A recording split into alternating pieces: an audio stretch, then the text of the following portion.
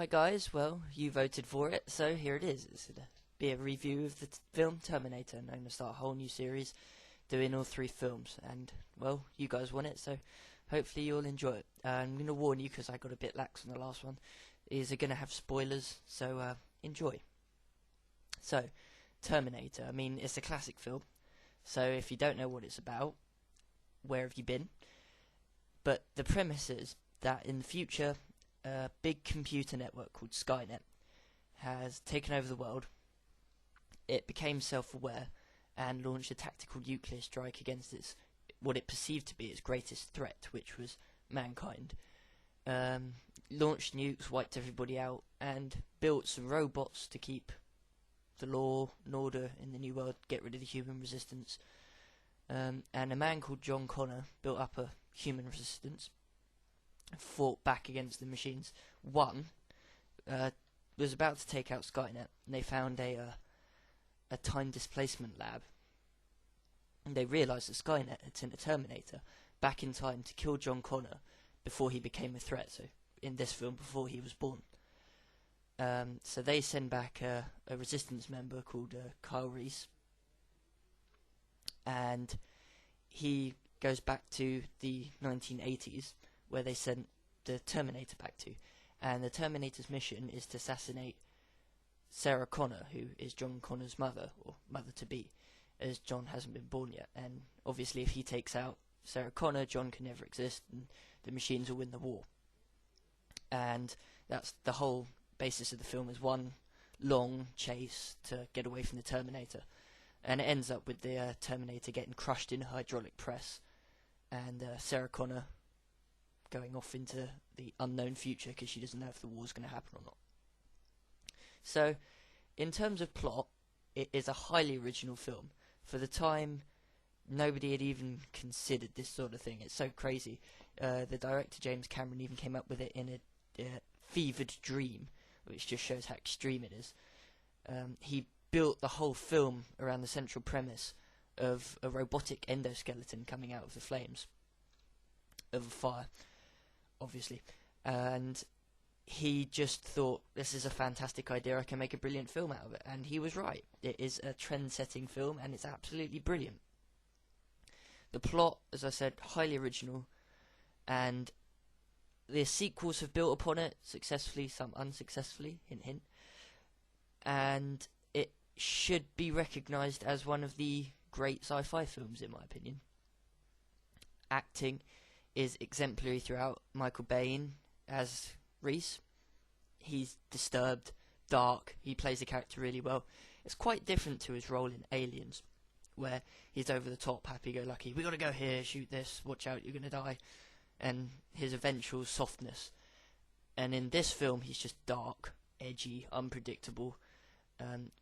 He still has a soft core, emotional core in this one, but you're more suspicious of him. At the beginning, Cameron plays it so you don't know whether Arnold Schwarzenegger is Terminator or Michael Biehn is. To be fair, this is Arnold Schwarzenegger's film, and it's the Terminator. He is the Terminator. I don't think anybody has been better cast in the film than he has. He just is the Terminator. He walks like a machine, he speaks like a machine. He is just fantastic in this film. It's the best film he's ever made. Predator's awesome. This is better. Special effects is my only real gripe with the film. Generally throughout the film, they're brilliant. But at the end, it's pretty obvious that it's a stop motion or animatronic Terminator, which kind of ruins it for me. I mean, I know the film's old, and obviously the special effects wouldn't have been that bad if I'd seen it at the cinema back then, but it just grates on me a bit that you're like, oh my god, they're being chased by a plasticine model. It just completely breaks down the realism of the film. But aside from that, yeah, they're decent special effects. Yeah, I'm not going to go against it. Music, I know some people have asked me to talk about music in some of my reviews, so I shall give in this once, and probably more times. Music is very, very good. Terminator theme is really iconic. Everybody probably has heard it at least once without knowing it. It's emotional, action, there are the actual orchestral bits of it are really, really good. I don't really like the techno stuff because it just sounds like a ferret being scraped across an ironing board with razors on it. I just don't like it. It makes me crazy. But yeah, orchestral stuff's good. The premise of the film lends itself very well to sequels, obviously. And the ending of this film, I think they hinted that there could be a sequel with her driving off into the storm, but I don't honestly think they thought they'd be making a sequel. And this is where I come onto the DVD. I'm doing the Terminator Special Edition by MGM. It's in a box set, Terminator trilogy. It's quite good. I don't know if you can get it in America, but I highly recommend it to any UK listeners out there. It's a solid DVD. It's got some documentaries, trailers, and stuff you'd expect to find on a DVD. There's not much difference.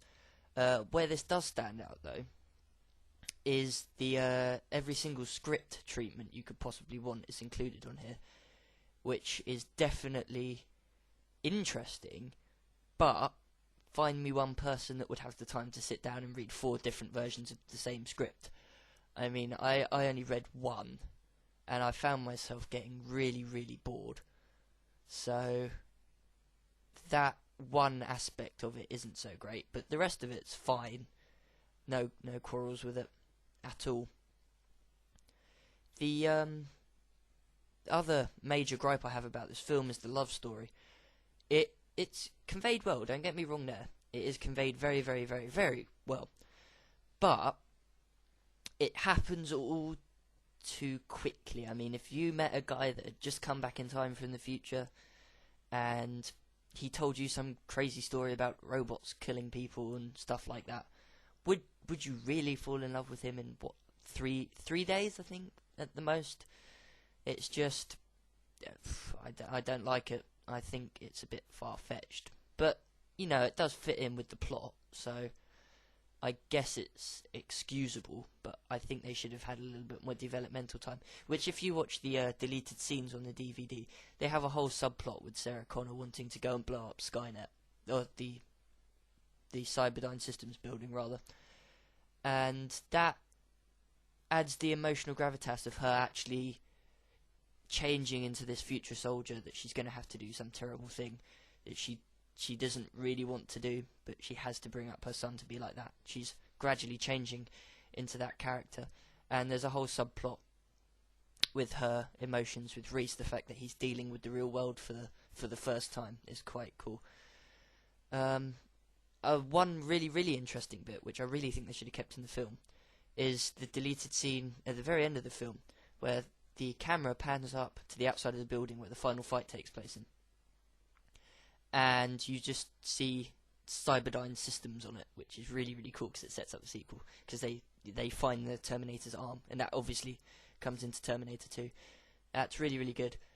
So, highlights of the film, definitely the actual Terminator model itself, because you got the red eyes and the bit where he forks out his eyes. It's just an ingenious idea of this killer robot. I really, really like that. And the designs of the models in general are really cool, like the HK tanks and the flying machines. Really, really cool. Low point in the film. Oh, there is no real low point, really. I don't want to put down such a fantastic film. If I had to go with one low point, the special effects at the end just kind of blew it a bit for me. But yeah, so overall I give this film 7 or an 8, and definitely a 9 if I'm on a good day. But as I said, some of the bits let it down, so we'll give it a solid 8. So yeah, next time it's going to be Terminator 2. Tune in next Friday, and I'll be seeing you guys later. That's Sabon out.